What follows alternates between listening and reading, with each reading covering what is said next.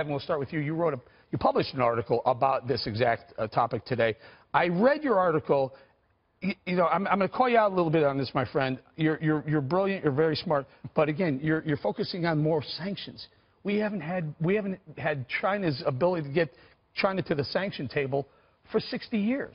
Well, it's a question of who we're sanctioning. Obama, Bush, and Clinton all tried sanctioning North Korea, and that didn't work. We need to sanction the people who enable North Korea, Chinese banks, Chinese companies, other foreign entities that give economic lifeblood to this killer regime. And when you do that, you're going to start to strangle them economically. At the same time, we need to call on places like South Korea and China to stop giving aid, which undercuts sanctions.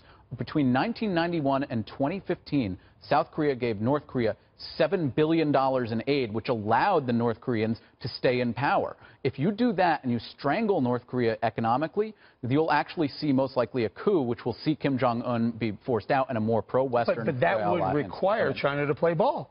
If you sanction Chinese banks and say there's no business dealings with the United States and the West, you bet China's going to play ball because they won't have any money. You're a Russia expert, I would say. Would that be fair to say? You're born there? Sure. I'm Russian. I think so would Russia fill the gap, the void, that if China were to back out or start applying sanctions, maybe Russia steps in? They're not afraid to trade with North Koreans. Well, I think that, for starters, sanctions just don't have a good track record, right? They're not working currently against Russia. They haven't been working against North Korea. They haven't been working against Iran, and so they're not really a viable solution. And while China and Russia might not necessarily want to play ball, the United States also needs them. North Korea is not an issue the United States can go at alone. I think that we all can agree that we want to try to avoid any type of military conflict or military escalation on the part of the United States. And so if you actually give these countries something to work with, right, rather than trying to slap them on the wrist and sanction them, that might lead to some type of positive development. What does that look like, Alona, if I can ask? They're giving them something to work with, outside of sanctions? I think just having a dialogue. The thing about Russia, for example, that I feel so many people fail to understand is that Russians will cut off their nose to spite their face, right? They are a very stubborn country, and so the more that you try to clamp down, the more that they are chided by the international community, the more resistant and stubborn they will be. And so I think that if you make China and Russia feel like they're partners who are needed on the part of the United States, then maybe they'll come to the table. Is there any getting China to the table, honestly, if we haven't been able to do it? I went back. Harry Truman, Eisenhower, Kennedy, Nixon, Ford, Carter, Reagan, Bush, Clinton, Bush again, other Bush, Obama. Does Trump have to try something other than bringing China to the table?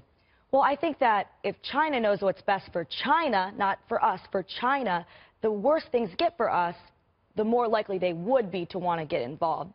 Having there be instability there, having North Korea be a problem for us, China likes that. They don't want a war. That would be the worst for them. They'd have a refugee issue. You could have nuclear programs in Japan and South Korea. It's just a Chinese nightmare. So I don't know why they're not looking at this and being more concerned about it. I don't understand. Big trading partner.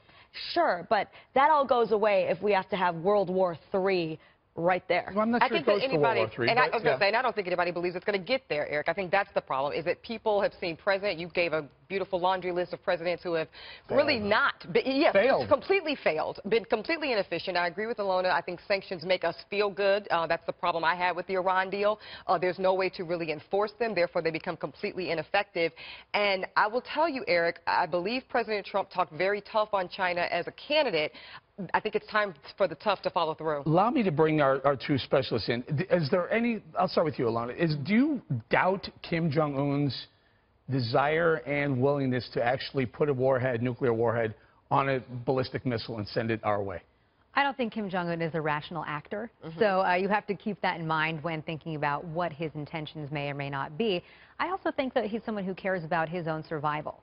Politically and, tangibly. and tangibly, too. So I do think that this is, a political actor who very much also wants to be recognized on the world stage, wants to feel like he has some type of importance, and that's why they make these type of gestures that threaten and risk other people. Do you allow that to happen? If you just say he's unstable and you wouldn't put it past him to actually firing off a missile that could reach the United States? No, but I don't think that you allow for it to happen, but I also don't think that you overreact and say it's time to bomb. Let's be clear the here, truth though. is that nothing has changed, right? The populations of South Korea and Japan are still in the same danger that they were before this intervention. Kim Jong-un is staking his entire legitimacy of his regime on making this nuclear program. For him to disarm at this point, it would take massive amounts of incentive. And what does North Korea do? And he said today, Evan, by the way, that's off the table. Right, no negotiation. Of course not. The only way they'll negotiation if it's one-on-one, because that gives them further legitimacy. When Dennis Rodman went there 2-3 weeks ago, they loved it. It was a victory for the North Koreans because they see this American who rationalizes them putting their own people in prison. So, Evan, that's hindsight. Now let's be foresight. Let's go look forward. So then what? He's irrational. We wouldn't put it past him, Kim Jong-un, to do something stupid. Sanctions haven't worked. Now what? I think that we have to get Russia and China on the table and on the same page. Their initial reaction yesterday was, well, we could propose a deal where the U.S. takes out the THAAD missile systems from South Korea in exchange for North Korea disarming. North Korea, A, never abides by any agreements, and B, the THAAD missile systems, they're not saying that because North Korea wants it out. It's because Russia and China view that as a threat to their own influence on the region. Take a listen to Lieutenant Colonel Oliver North. He had some provocative analysis on Fox earlier this afternoon about what he says led us to this point with North Korea. We're paying the price for 8 years of Obama's flaccid response to real existential threats from both Pyongyang and Tehran. Look, the Obama administration's non-proliferation policy, which they put at the top of the list of things they wanted to do, it was simply a matter of unilateral disarmament. If we disarm, everyone else will. It was fatally flawed, pacifist hogwash. Okay, let me bring Ken. You know my problem? Oliver North, war hero, I get it, but he just blamed this all on Obama. Yeah. This goes back, I named 8 presidents, 1, 2, 3, 4, 5, 6, 7, 8, 9, 10 presidents that we can hang this on. Yeah, certainly don't think that we can pin this on Obama. Absolutely not. What you're seeing in North Korea is just a bizarre situation. Okay, Kim Jong-un is not just a leader, he's a God king over there, right? I mean, Kim Jong-il's official biography says that he had the divine birth and he never had to use a bathroom. And they control the media, and all the people there believe this kind of garbage. This is what creates someone that's this crazy. If people all thought I was a god, I don't know what that would do to my head. Probably not good things.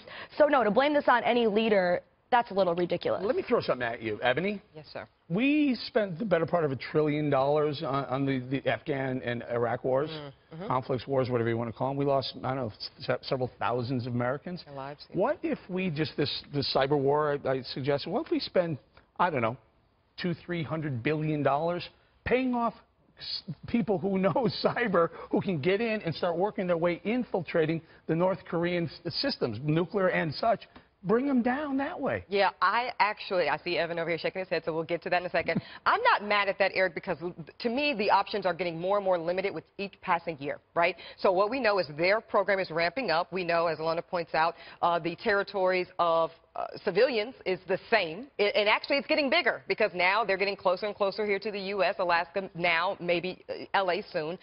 I'm open and willing to any and everything because containment doesn't work. The sanctions haven't worked, and by golly, if it's cyber, then let's do that. Evan, it's called an AUMF, the Authorization of Use of Military Force. Why don't we just get Congress to authorize $200 billion authorizing our people to cyber attack this country? Well, we don't need an authorization to cyber attack, but we have to remember what we need something, don't we? For a cyber attack, we do that through clandestine services, and we've done it to Iran and other regimes. But when you actually go out and perform this, remember, North Korea will retaliate, and they have. Remember a month and a half ago when they took over all the Western Europe computer systems and hospitals and held them for ransom? That was North Korea, according to Fox News.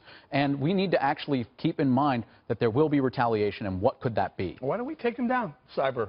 The thing about cyber attacks, and you mentioned Iran and the efforts that we tried there to stall their nuclear enrichment program, they're just temporary solutions. They're just Band-Aids. They're going to slow down the process but not actually fix it. What you need in a place like North Korea is to try to open up the world to this population so that they aren't starving anymore, so that they have access to information about what's happening elsewhere, so that the regime isn't able to continue to clamp down. That won't happen until the regime changes. Yeah, I was going to say, is that kind of akin to what we're trying to do? They don't get to pick what they think that over there. That hasn't worked. That hasn't worked in Syria. Hasn't worked anywhere, ever, I think. Yeah.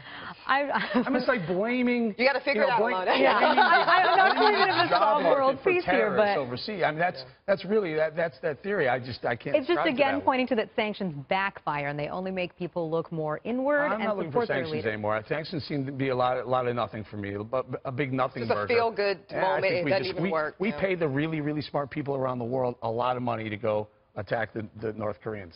Maybe I'm crazy. Kat thinks I'm crazy. I don't think you're crazy. Up next.